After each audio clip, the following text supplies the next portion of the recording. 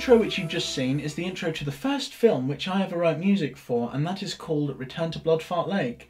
Now, I'd seen a film called Terror at Bloodfart Lake when I was writing critical reviews of film, and I thought, I'm going to butcher this one because the title's bad, it's going to be a bad, awful film. It was an independent film, it was brilliantly amusing, and Josh Swire's representation of the character of Caspian still makes me laugh today, and a lot of things don't make me laugh, so that's a very, very good thing.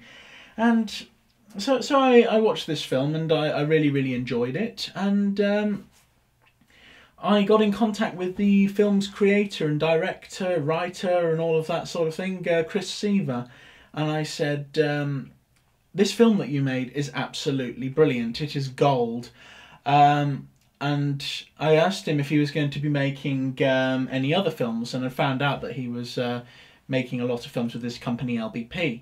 And he said, yes, I'm actually going to be making a sequel to it. And I was like, okay, is there anything I can do to help out? And he said, well, we're a bit down on funds, so I kind of threw $200 at him, and he said, well, thanks, that's cool. And then I contacted him again and I said, say, you wouldn't possibly find a place for any of my music in your film, would you? And he said, yeah, I might be able to find a place for it. So I sent him about 50 samples of work, and he ended up putting them into the film. The music wasn't initially directly written for the film. I had written a couple of suspense tracks which ended up in the film, and then I started thinking of the bubbly sort of feel of the lake, and I wrote another track for it, which ended up in this beautiful scene, which I'll show you now. Whoa! Yo, what is this place? Whoa, looks like some kind of hunting lodge for rich weirdos. Monster chickens? Oh man, I am so hungry. I am so hungry. Yo, this place is awesome. I gotta do this for me. I gotta tell the story about me, for me, not those guys. This is getting on film. This is a good one. Bro, so this must be one of them flash floods I used to read about in Scream Queens Illustrated. I ended up getting about 4 pieces of music into the film, which is pretty good when it comes to like your first film. And, well, I think so anyway. I mean, I'm not going to just leap in and start doing Hollywood stuff, am I? But I was working with a couple of other musicians, that sort of thing, and it was good, and it worked really, really well. I did a couple of mystery pieces of music, which seemed to go quite well in some of the sequences, and I'll show you one of them now. It's like I said, kids. Don't go up to that Van Brunt farm. If you do, you'll regret it for the rest of your lives. Which, unfortunately, will be very short. Ah, what the hell, I'll show you another one as well, with a sort of big reveal to it. Why did you come here again?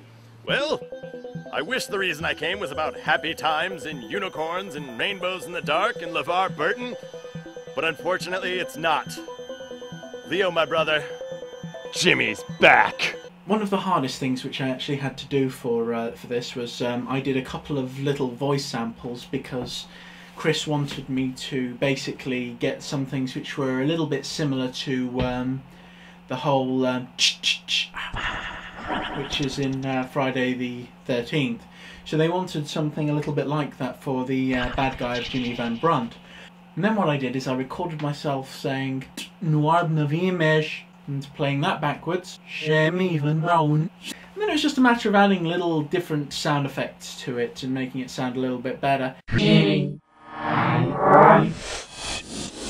Anyway, I contributed very little to the overall portrayal of Jimmy Van Brunt, but you know, these sounds were cropping up in the background, and that was quite good. Overall, I really enjoyed working on the film.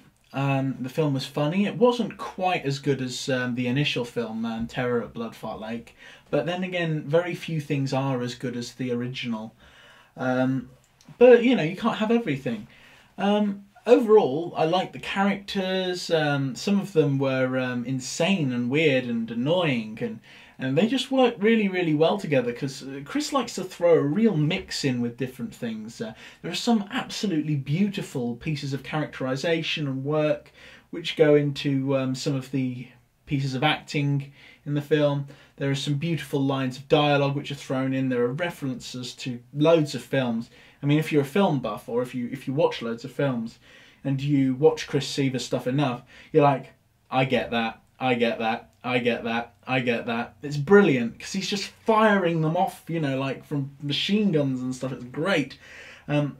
But overall, this film sort of set me up to work on other projects later, and I met some really, really good friends because of working on this film, like Andrew Baltes, Chris Seaver, Whitney Van Horn, and Josh Swire, who played Caspian in the original film. And I was so happy when Josh finally accepted my friend request on Facebook. Oh, the stalkerishness.